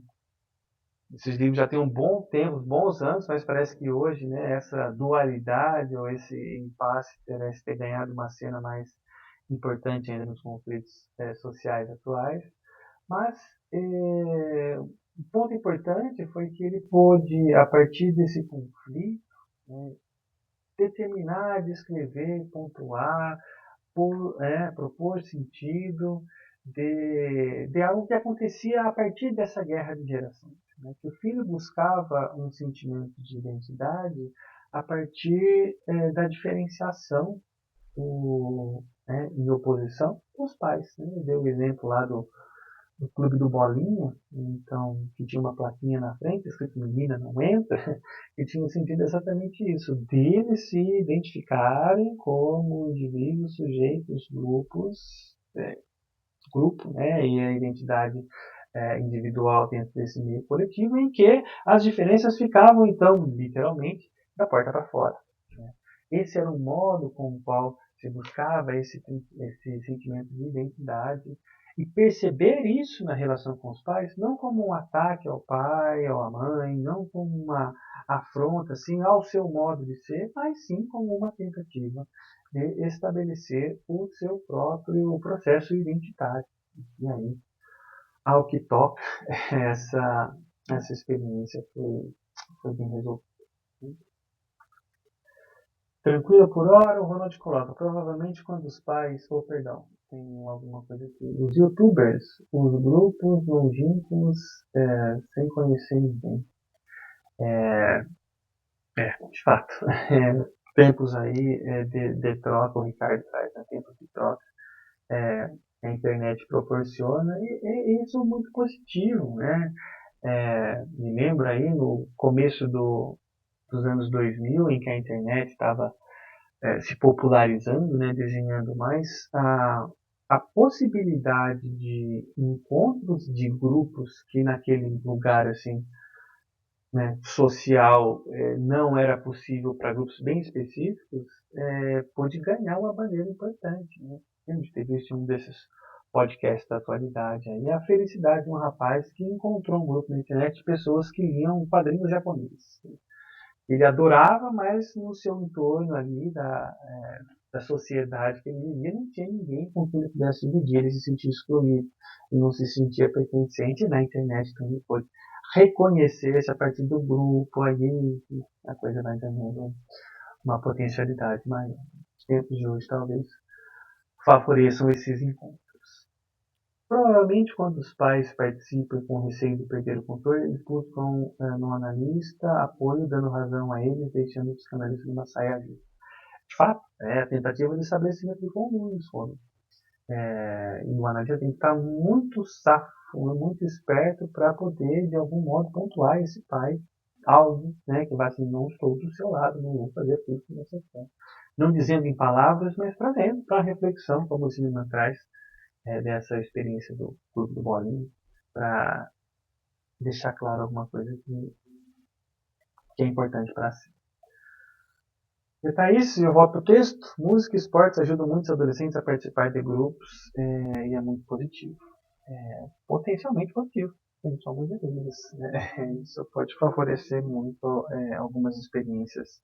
O esporte, sobretudo, né, de frustração, de conquista, de lamentação, de disciplina. Não significa que sempre teremos produtos positivos dessas relações, mas potencialmente é uma vivência que é sublimativa, né, muito importante. Esbarramos em algumas questões éticas, já devem ser algumas dúvidas aí na mente de vocês, né, em manter ou não manter o sigilo e combinados sempre de maneira às claras e respeitosa, né, justamente por buscar essa autonomia, ou mesmo para a indicação de pacientes. Né? Isso é uma cena importante. Então, Zimmermann traz essa reflexão e eu utilizo bem na minha prática clínica, não com adolescentes, mas com essa indicação de pacientes, que é poder atribuir ao outro o senso de responsabilidade. Né? Então, combinar horários, claro que estamos falando de condições esperadas, né, mas se possível, então, que o adolescente faça ou seja responsável pelos pagamentos. Talvez essa época da escrita, as formas de pagamento eram outras das que dispomos hoje, mas encontrar alguma maneira de uma atribuição de responsabilidade ao adolescente, de estar no horário, de respeitar o tempo, de avisar quando for faltar, de ter essa possibilidade de autonomia dessa relação. Já vi supervisionandos diziam isso, eu já tinha que ligar para a mãe, acordar o filho que estava dormindo para atenção. Então, são cenas que podem acontecer, de novo, mas vão acontecer. Mas a desconstrução, a possibilidade de desconstruir essas experiências atribuindo responsabilidade à autonomia é sempre muito importante. Quanto ao sigilo, entra nesse escopo que eu falava. Importante poder manter essa relação. Se trabalhamos com experiências afetivas e com relações assim, fantasias, romper com um pacto, romper com um acordo, romper com uma regra, é algo assim mortal para a relação, né? Então, eu combino com o adolescente, olha, tudo que você disser vai ficar aqui, eventualmente posso chamar o seu pai, mas vai ser com o seu consentimento, e a gente vai discutir aquilo que você tiver afim, mas eu preciso, né, ter assim, o seu aval, porque vai ser importante algumas constatações a gente poder dividir, comungar, porque é uma situação assim, sabe? E aí você vai, e então conta pro pai alguma coisa que aconteceu, e aí tá feito o BO, tá dado a possibilidade da ruptura desse vínculo, porque algo foi atravessado nesse ponto. Se entramos nos limites das coisas, né, ficam os exemplos mas André, esse for um caso assim, que eu menino falar isso aí a gente vai entrar em outro caminho, supervisão, para a gente olhar para isso com cuidado no contexto como um todo, mas essa é uma recomendação dessas trocas. Né. Conflitivas recorrentes, né, que são, só reafirmando um pouco o que a gente disse, né, que são comuns a essa etapa da vida. Então, questões com a identidade sexual, compreender de fato sim, quais são as demandas, como essa construção é feita, se é incentivado, se não é, se é reprimido, se não é, se há dúvidas, e não é uma escolha simplesmente que faça, eu escolho então nessa fase, está na moda, como eu vejo muito, está na moda hoje ser homossexual, ser bissexual, se relacionar. São experiências, não é uma questão assim de escolha como a gente escolhe trocar de camisa, trocar de roupa, vou trocar o meu estilo de vida. Né? A sexualidade, a gente viu por Freud, vem de uma construção ainda mais antiga que isso. Mas que aqui isso está sendo experimentado, seja nas próprias construções de fantasias, seja nas vivências. E compreender essas demandas vai ajudar muito o analista a entender o que a pessoa está buscando. Eu preciso ter vários parceiros. Eu tenho uma namorada, tenho um namorado, mas eu saio às escondidas com outros. O meu tesão, o meu prazer é ficar em sites de relacionamento. Então, mas o que isso está buscando? O que isso está dizendo? Né? Como forma de busca. Então, olhar a demanda é importante. Experiências de despersonalização, como falava, nessa relação de aceitação da imagem corporal como forma de associação à sua identidade, a relação com o consumo de drogas, de novo, compreender as demandas, compreender esses momentos em que algumas defesas mais arcaicas são lançadas, né, traz o Zimmermann aí nas falas de Klein uma posição esquizoparanoide, em que vai se indir com as coisas, vai dizer que a culpa é sempre do outro, eu sou sempre certo. O narcisismo assim dá aquela inflada e opera assim um pouco das relações. Tudo isso, naquelas intensidades previstas dessa relação com a adolescência, vai poder acontecer. Então, com muita habilidade, transformar o estado psíquico de ego-sintonia para um estado de ego-distonia, com vistas a levar adolescentes a refletir com algum grau de angústia sobre o que ele está fazendo com a sua vida e com a família dos outros. Atribuição de autonomia, então, essa é uma atribuição de responsabilidade. Romper com algumas regras e construções assim, que o jovem tem uma imaginação importante para poder dizer e sustentar os seus pontos. Não, mas é por isso, é aquilo outro. E eu falo para minha mãe que ela é a culpada porque eu não pedi para nascer. Veja só, ela quem quis, foi uma coisa para satisfazer o ego dela, e eu não pedi para estar aqui, agora estou sofrendo, então ela que assuma todo, ela que paga a minha droga, então ela que tem que me favorecer. Tudo isso está dizendo de uma demanda, está dizendo de uma relação que precisa ser olhada. Né? Bom, vamos caminhando aqui, depois a gente para bater um papo. Tá? Algumas formas de comunicação, isso é interessante também. Elas devem poder merecer um lugar assim, ainda mais apurado dentro desse. Como eu falava assim, nos adultos, o discurso é o que a gente vai usar de um modo geral como material e referência para as nossas interpretações, para as nossas intervenções, para o entendimento daquilo que ele está associando livremente. Esse com a criança é o ato do brincar, né? Isso que se manifesta. Talvez nessa fase entre esses espaços, né, tanto as atuações como o discurso, eles vão merecer o seu espaço dentro desse choque assim, de instabilidade. Então, o que ele fala com o que ele faz, aqui ainda ganha uma cena mais importante para a gente olhar. Né? Chega ele, então, todo aciado, todo arrumado, perfumado, cabelo arrumado, tudo certinho, assim, e dizendo que na escola apronta, que na escola, assim, bota fogo no ventilador, não para, já foi expulso. Né? Então, peraí, o que está acontecendo aqui? Que uma mensagem está dizendo uma coisa e a outra está dizendo outra. Vamos olhar o que isso está representando nesse ponto, porque, de novo, né, essas instabilidades ou essas oscilações vão acontecer inevitavelmente também dentro desse espaço e com uma força assim, ainda mais importante. Poder contar em alguma experiência também dentro dessa transição, então, das formas de comunicação, proporcionar eventualmente experiências gráficas, jogos mesmo, né, dependendo aí das faixas etárias da adolescência, para que possam se comunicar, então, ideias, sentimentos, para além unicamente do discurso. Isso é bastante importante. Eu me lembro de... vou falar aqui já quando falar do seguinte, um outro exemplo.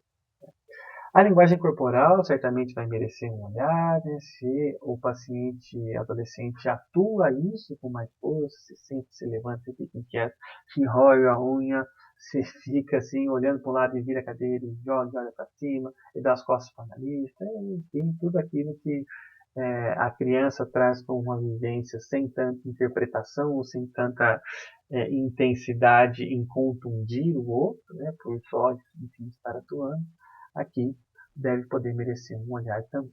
Né? Eu me lembro aí dessa paciente KN, que devia ter os seus 19 para 20 anos, então pensamos aí essa experiência de uma adolescência tardia, e visivelmente assim parecia ser bem uma adolescente mesmo, e quase sempre, assim, toda semana ela vinha, olha, não é exagero em dizer, mas completamente diferente.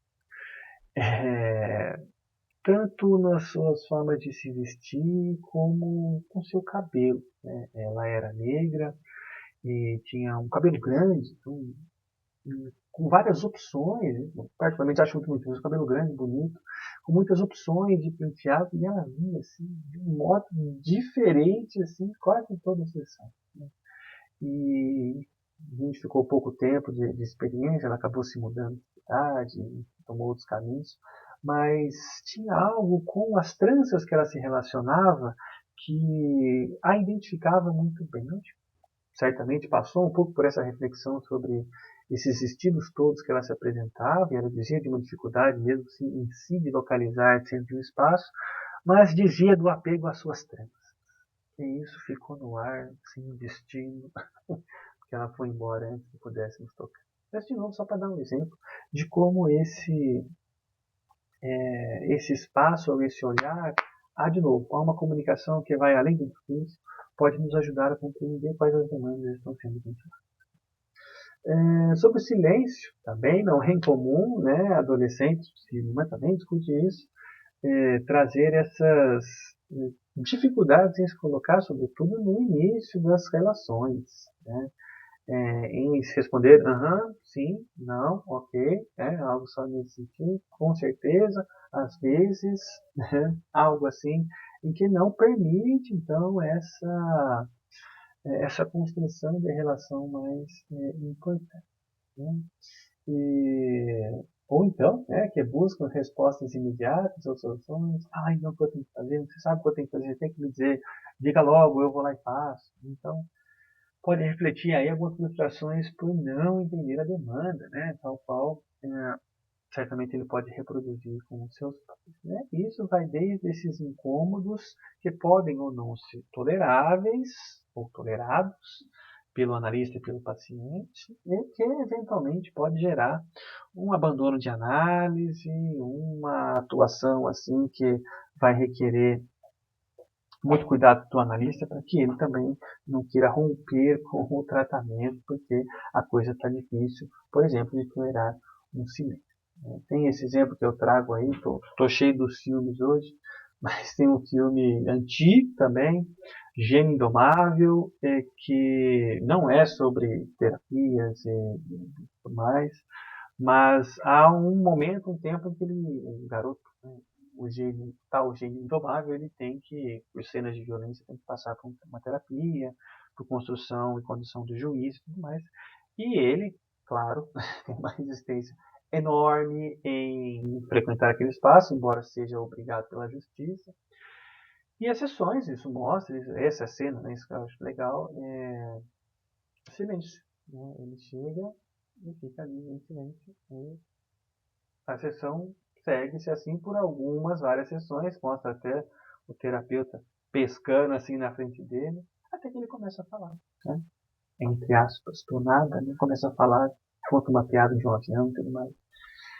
E a fala surge espontaneamente a partir do momento, aí surge a fala, consequentemente surge a relação. Mas destaque a isso, né? O terapeuta pode tolerar esse silêncio. Pode ser uma dificuldade da gente entender, né? Eu escuto isso com alguma angústia de supervisionandos que atendem adolescentes. André, é difícil ficar em silêncio. Como é que eu vou ajudar se ele não fala nada? Então, pode ser que você ajude assim, suportando esse silêncio. Aí o exemplo que eu ia falar está exatamente nesse momento em que uma colega divide essa experiência, que atendia adolescentes em um serviço público, e o adolescente chegou, assim, com fone de ouvido, aqueles grandes, mochila, sentou do mesmo jeito que ele chegou, sentou com a mochila assim na cadeira, cruzou os braços, ficou olhando para baixo, por favor, fica à vontade, você quer falar alguma coisa? Ele balança a cabeça dizendo que não. Você quer ir embora? Ele bem balança a cabeça dizendo que não. Então, ela fica em silêncio e a sessão segue. Não lembro se uma ou mais sessões assim. Mas que depois de um tempo de relação, ele agradece, né, dizendo dessa importância dela ter suportado o silêncio dele, coisa que um espaço que ele não tinha na casa dele, o silêncio. E só quando ele transfere até repentinamente, né, nessa relação, transfere esse lugar, ou reconhece nesse lugar a possibilidade de ele se expressar, mesmo que pelo silêncio, essa relação acontece, enfim, a caminhada analítica surge de forma produtiva. Então, às vezes, não dizer pode ser uma grande ajuda. Ainda no contexto clínico, né, como falava, estar então bastante atentos ao que está sendo colocado nas experiências das relações sociais atuais desses grupos de adolescentes, que grupos eles estão influenciando, como é que estão as relações na internet. Me lembro de alguns bons anos atrás ser muito vinculado aí nas redes sociais, matéria à torta direito saiu por aí sobre esse jogo da baleia azul, em que havia uma lista de tarefas a serem cumpridas, sair de casa à noite e não avisar ninguém, fazer, então, desenhar a baleia no braço com gilete, né, um processo de automutilação, enfim, uma série de questões, assim, desafios, e o último era o suicídio. Isso circulou e foi tempo, assim, de reflexão para muitos pais, porque isso era um desafio, isso era uma tentativa de poder fazer parte do grupo, ser aceito, e correu aí um pouco as relações sociais, para uns 5, 6 anos atrás. Então, estar atento ao que está rolando é muito importante. Um reforço, e eu chego nesse caso clínico aí, um reforço à capacidade continente do analista, então só para dar um pouco mais de ênfase nisso, então, lidar com as contra-transferências e contra-identificações projetivas, né? Por exemplo, desejos reprimidos da adolescência, eventualmente encontrar assim conluios que podem posicionar o analista ao lado do adolescente contra os pais. Né? Então, ver ali aquele adolescente que está conseguindo expressar a sua revolta, tá encontrando o seu caminho, e aí nós temos esse nosso lado adolescente nosso que foi reprimido naquela época, é verdade, é isso aí, vamos lá, então vamos mostrar aos seus pais que eles estão errados, né? Então, não cair, portanto, então, nessas contraindicações ou nessas linhas contratransferenciais, seja do lado do adolescente, seja do lado dos pais, para que a gente não saia do lugar do analista ou não promova uma experiência clínica que não seja produtiva, que não seja saudável, digamos. Enfrentar as questões relativas à idade do analista, né, compreender as fantasias todas. Há um exemplo que eu vi atrás também, se de repente o terapeuta mais velho pode ter uma apreciação maior ou menor pelo analisando, pelo adolescente ou pelos pais, né, em si. E essas fantasias, assim, temos aos montes, tá? Isso diz da pessoa real do terapeuta, da pessoa real do analista. Não tem só que ver com a idade, mas tem que ver com o jeito como se veste, com o jeito que se coloca, se tem tatuagem, se é bonito, se é feio, se é gordo, se é magro, se é bombado, se é malhado, enfim. Todas essas são representações que podem causar algum impacto que opere na direção da resistência ou opere na direção da interação, mas isso deve poder ser considerado também nessa relação. Isso é muito importante. Não esterilizar a espontaneidade e criatividade do paciente. Né? Entendê-lo somente como um adulto em formação, mas sim desenvolver as capacidades em aprender com as experiências. E isso tem tudo que ver com assumir as consequências, com assumir as responsabilidades e como esse processo de construção vai acontecendo é muito importante. Então, de novo, exemplo, a gente volta lá, a relação com as drogas. E o adolescente está se vendo num grupinho, está ali dando os peguinhas na maconha, e a gente acha um absurdo, não pode, adolescente, vai entrar nessa vida, né? Trazendo muitos dos nossos conflitos. Não vai entrar nessa vida, não vai sair nunca mais. Né? Sem dar a ele a chance de compreender aquilo que ele está vivendo, aquela experiência que está vivendo. E buscar nesse ato espontâneo, nesse ato criativo, se posicionar diante disso. Né? Dizer, olha, então, poxa, para estar nesse grupo, eu preciso fazer isso, e eu não estou me sentindo bem, então eu não vou fazer parte desse grupo. Ou então, olha, eu vou fazer parte desse grupo, mas vou atuar de uma outra forma, não fazendo uso, por exemplo. Mas essas resoluções, esses destinos, eles devem poder ser convidados, ser um convite, claro, do analisante, né, do paciente, junto, claro, ao terapeuta, mas que essa espontaneidade, essa criatividade não sejam minadas pelo simples desejo contratransferencial do terapeuta. Certo, turma? Acho que a gente passa aí pelos principais pontos nesse momento. E eu trago aqui, eu vou fazer a leitura, pedir licença para fazer a leitura, de um recorte de um adolescente aí, nos primeiros anos da adolescência, né, de Jorge, de 12 anos. Eu vou fazer a leitura e a gente para refletir um pouco, tá? O que passa a vocês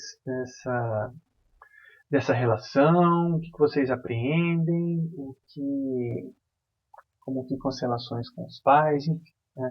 Vamos fazer um pouco de um exercício que a gente reserva as experiências de supervisão, mas vamos tentar fazer um pouco.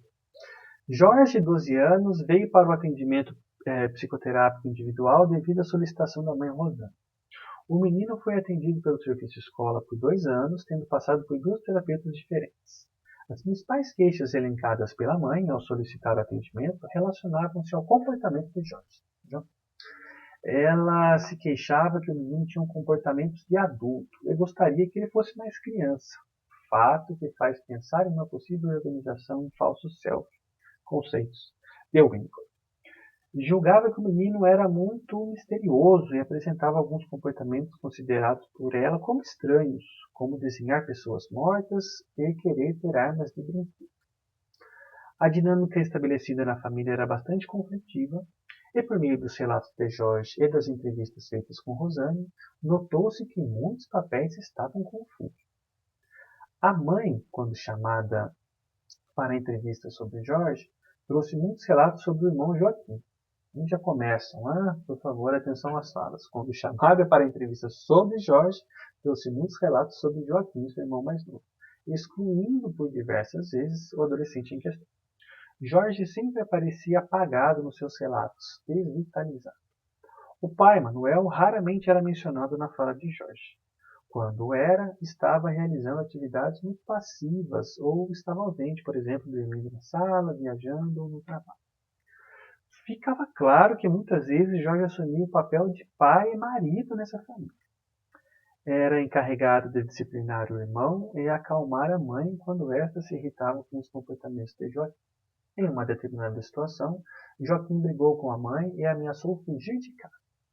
A mãe pediu para que Jorge fosse atrás do irmão e que o convencesse a retornar para casa.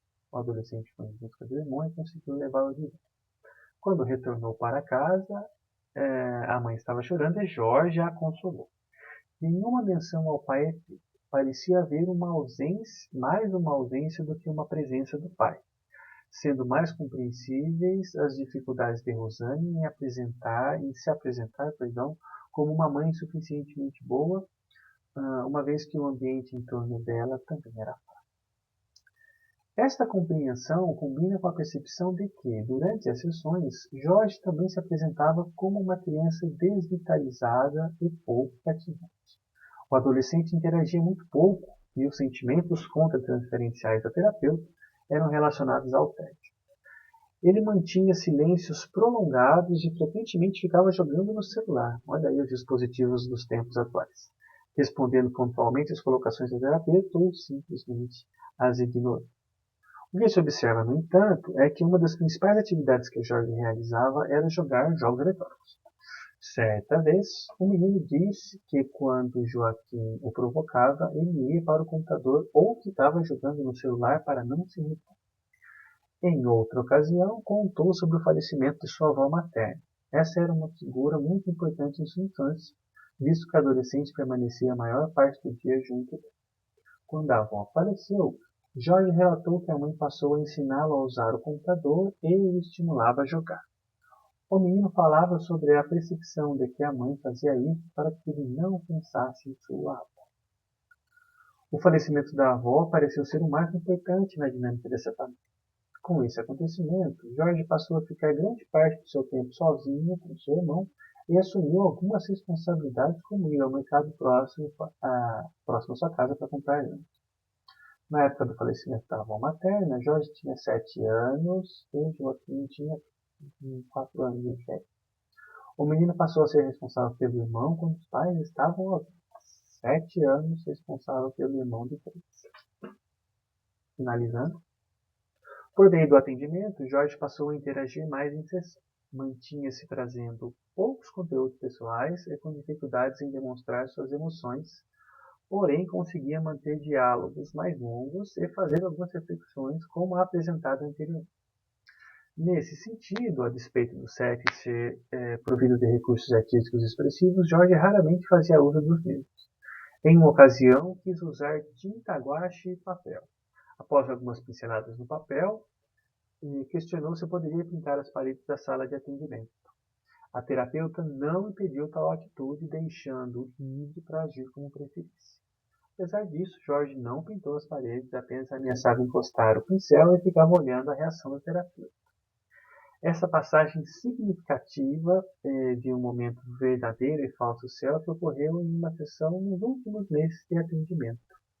Talvez indicasse um movimento de aproximação com a terapeuta, ou pelo menos uma tentativa de testar o sexo.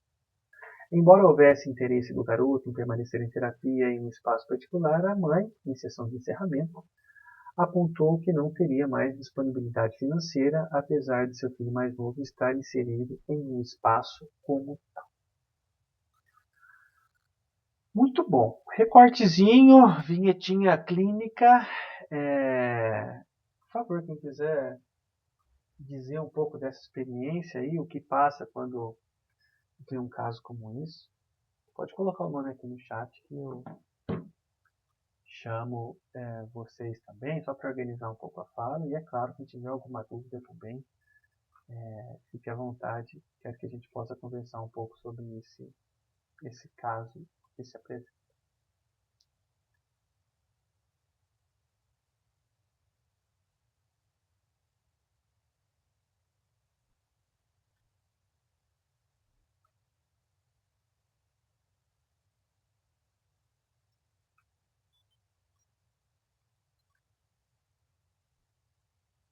Vamos lá, gente. Ninguém tem nada a dizer, não passa nada.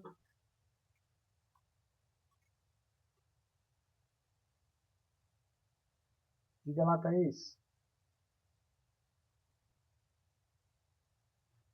Thaís, acho que temos alguma... Não consigo te ver, não. Tem alguma complicação com o teu microfone aí, porque você abre ele aqui no chat, no Meet, mas seu som não sai. Deve ser algo com a captação do seu som, tá?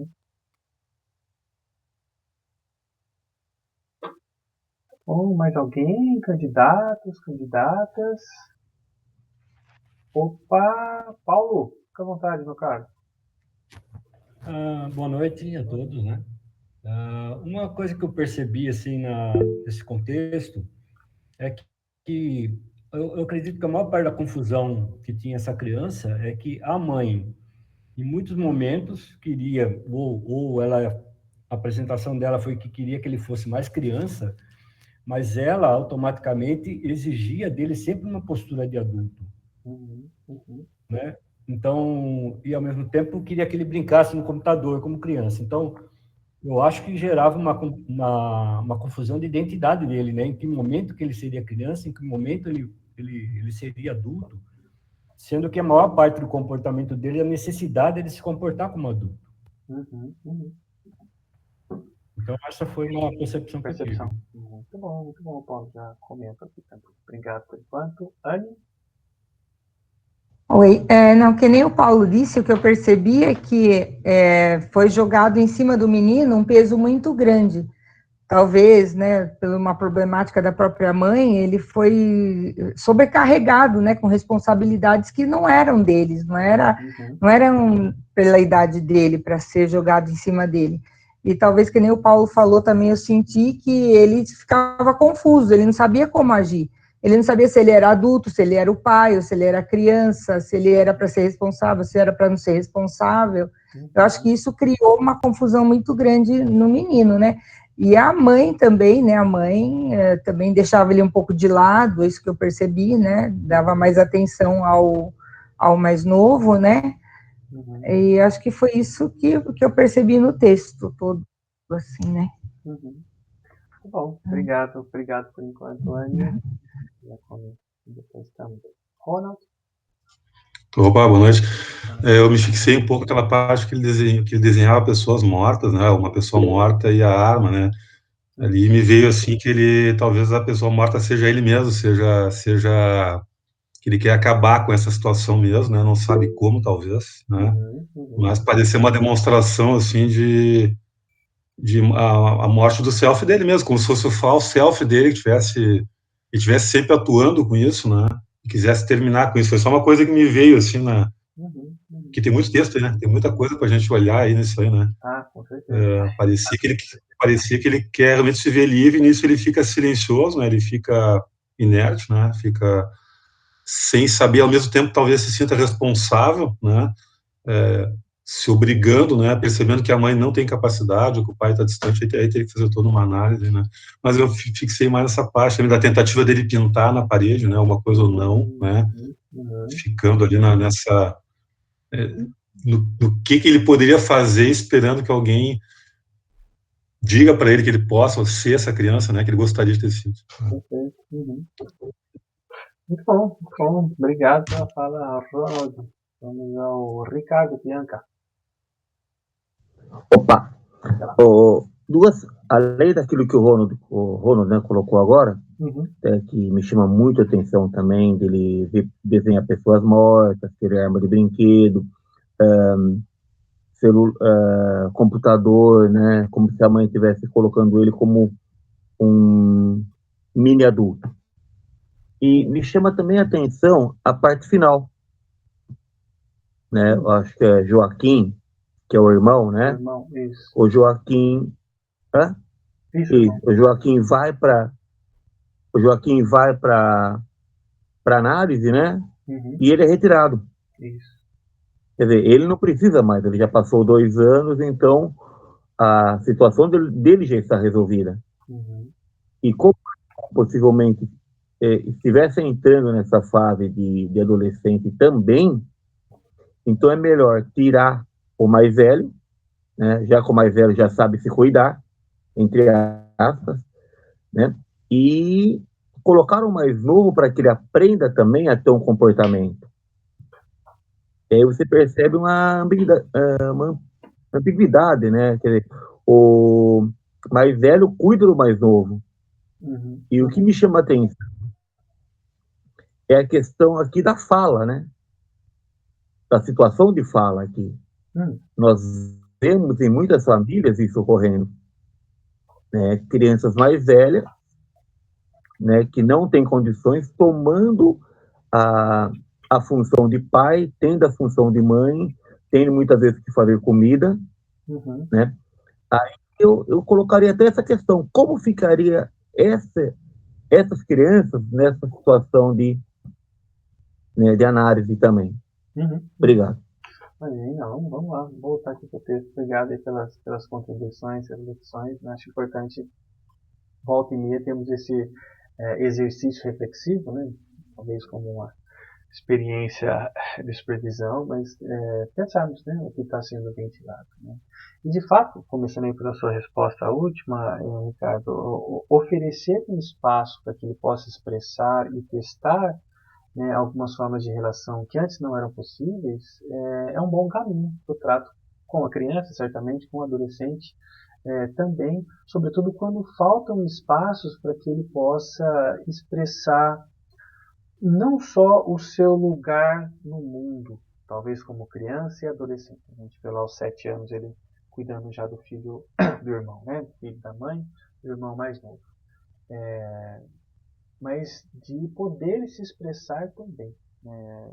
Dizer, falar, atuar, falta, né? E como é interessante, curioso aqui essa mãe fazer esse apontamento, né? Em comportamento de adultos. E ela gostaria que ele fosse mais criança, né? Era não se dar conta que parte daquelas relações confusas nos papéis familiares ali, talvez tenham sido essas vivências exatamente que favoreceram essa condição que ela traz como queixa, né? Que ele ser, então, 12 anos, assim, ser muito adulto, ela queria que ele fosse mais criança, né? Então, talvez na época que ele poderia, né? Ela poderia ofertar esse espaço de criança, ela não pôde, né? A terapeuta faz até aqui esses apontamentos de que a mãe talvez não tivesse tido um bom espaço também para constituir-se, né, numa experiência de momento suficientemente bom, então algumas falhas importantes na vida dela, mas que favoreceram então um pouco dessa dificuldade do Joaquim, do Jorge ser criança, né? E aí, né, de novo, né, falta de expressividade é falta de convite à expressividade, é falta de um olhar também. Olha aí, na sessão do Jorge, ela falando do Joaquim. A fala, então, né, do Jorge aparecia apagado, desvitalizado, um pouco do papel que ele ocupava nessa família. Assim. Não como um sujeito, mas como um papel a ser desempenhado. Né? Esse pai, então, a gente já entra um pouco nas reflexões edípicas, esse pai, então, que não se insere, que não se atravessa, que não se impõe no seu lugar, que se mostra ausente, né? Talvez até a avó fazendo essa relação, então, afetiva, digamos assim, não vou dizer de mãe, mas afetiva, que pudesse acolher nas suas demandas. Então, esses papéis, né, confusos, né, o fizeram, então, ficar desse modo, né, que a mãe chama de adulto, mas esse modo que me parece, assim, muito resistente, contido, defensivo, como traz o Winnicott, então, em falso self, nessa organização assim, que não tem que ver com a sua expressão, mas como uma reação ao intuito, né? Reação com o modo a qual ele é apresentado a essas formas de relação. Indo buscar o irmão, tendo que acalmar, que foge, né? Tendo que acalmar essa mãe, se colocando aqui também de um modo muito desvitalizado, né? Pouco cativante, odioso assim nas formas percebidas aí contratransferencialmente pela pela terapeuta, e ficando assim, nesse dispositivo é importante a gente olhar, né? Os jogos eletrônicos, né? Então ele ficava assim também na cena analítica jogando no celular, porque ao que parece aqui, os jogos, né? O celular e o computador, é exatamente o correspondente afetivo do qual ele é apresentado para não ter que se ver com os afetos. Então, quando a avó falece, a mãe ensina a usar o computador justamente para que ele não pensasse a morte da avó, e não se, mais uma vez assim, não se expressasse. E não por acaso ali na clínica ele está tendo a possibilidade de se expressar, mas não está se expressando. Né? Não mostra aqui quantas sessões então ele fica, mas ele usa desse recurso de fuga, né, o uso do celular, para não ter que se ver com a morte da avó. Isso já nos coloca a pensar exatamente essa impossibilidade qual ele é exposto, né, de se expressar, de se vitalizar. Então, quando ele se aparece desvitalizado, e aí na pouca experiência aqui, na troca com o Sete, né, fazendo esse jogo, então, isso aqui tem tudo a ver com regras, com estabelecimento de limites, na medida que ele afronta, né, ou testa esse Sete, então, olhando a terapeuta, desenhando, vendo qual seria a reação. Então, bem nesse momento, né, de desenvolvimento da vida, em que a gente está testando o ambiente, testando o limite. Nessas aproximações, então, relevantes nos últimos meses, a mãe o tira. Não sei, Ricardo, se com essa elaboração que você trouxe dessa mãe ter já imaginado que ele já tem condições de estar melhor e tudo mais, mas mais uma vez ela faz e reproduz aquilo que ela já fazia há muito tempo, né? Quando falava no início das sessões mais de Joaquim do que Jorge, dando esse espaço então ao filho mais novo, né, o Joaquim, e retirando então o Jorge mais uma vez dessa experiência de vivenciar um espaço que ele pudesse assim eventualmente se organizar, eventualmente se apresentar diante do mundo. Enfim, só uma vinheta clínica, um exemplo para a gente poder pensar um pouco dessa dinâmica, participação dos pais, né, da mãe sobretudo, e como isso pode influenciar o olhar e o entendimento daquilo que está sendo trazido como demanda e de como aquilo está localizado na experiência histórica daquele sujeito, Jorge, indivíduo, né, analisando, mas também da dinâmica da frente. Certo, turma? Acabamos no horário hoje. Alguma dúvida a mais? Alguma questão que fica?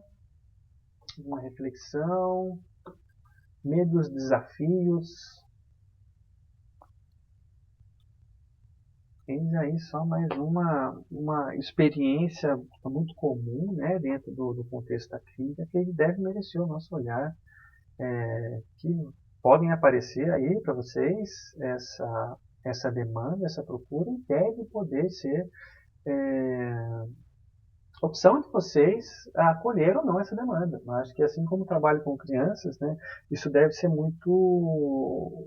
estar muito claro, deve ser muito honesto, e vocês poderem assumir isso. Não, olha, não acolho o atendimento com adolescentes, acolho assim a partir dos 18 anos, e posso encaminhar, mas essa é a minha experiência ou não, então, por favor, não, vamos lá, marquemos uma sessão e por aí.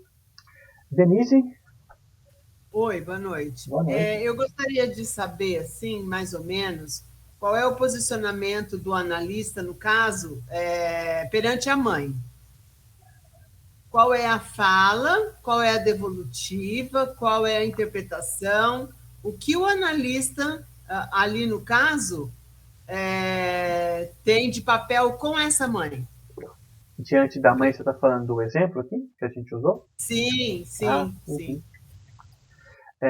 Bom, eu acho que primeiramente uma devolutiva importante é exatamente mostrar esses papéis, ou como isso está organizado, né, e sobretudo, né, como o paciente está dando conta de expressar isso. Olha, eu percebo ele desvitalizado. Exemplos, tá? Não precisa ser necessariamente isso, mas percebo ele digitalizado, ele precisa de um espaço para se expressar, ele recorre a esse dispositivo, né, de games, de jogos, sempre que a coisa aperta, então ele precisa ter um espaço para pensar isso. É importante, acho que a Marivalda pergunta aqui, né, é importante que vocês revejam um pouco desse papel, talvez você, o seu marido, não sei, pensar também em um espaço da clínica, porque identifiquei isso. Colocar o cenário, né, colocar a cena como um todo, né, porque a mãe vem com essa demanda, e então poder, numa experiência devolutiva, não como apontamentos, mas localizar isso que ela traz como demanda dentro da experiência que se foi observada. Reforçar, talvez assim, olha, mesmo que você esteja tirando seu filho agora por não ter condições, mas é importante que esse espaço volte a acontecer, porque ele precisa se vitalizar, precisa ocupar-se do seu espaço, precisa ter as suas questões atendidas também. É importante que isso seja feito em família, mas se não for possível, que haja um espaço em que ele possa desenvolver isso, porque ele está no momento da vida complexo, complicado, então são falas que caminham por esse sentido, para localizar o que foi vivenciado nessa relação dentro da dinâmica da família. É isso, turma. Pois é, Thaís, não se preocupe, esses problemas técnicos acontecem por algumas vezes. Sim, né, o trabalho com crianças acaba sendo um desafio, assim como o trabalho com adolescentes, porque outros agentes estão envolvidos, né, então percebam, há uma demanda que vem desse adolescente Jorge por uma construção familiar, né, e é importante que isso seja exposto, seja tocado, para eventualmente ser tratado. É mais ou menos essa a caminhada. Obrigado, Andréia. Pesquise, é um tema que eu, como falei no início, particularmente gosto bastante, acho muito interessante. Muitas transformações estão acontecendo nesses nossos tempos, porque as transformações tecnológicas e, consequentemente, as formas de relações também vão sofrendo transformações, e isso no psiquismo em gerações causa aí profundas mudanças e aumentam os nossos desafios. Obrigadíssimo mais uma vez pela atenção, pelos ouvidos e participações. Vejo vocês no próximo dia 10 para a gente poder pensar um pouco da experiência do trabalho com grupos. Certo? Fiquem bem, boas semanas, se cuidem e até agora. Boa noite para todos. Boa noite. Até breve, se cuidem.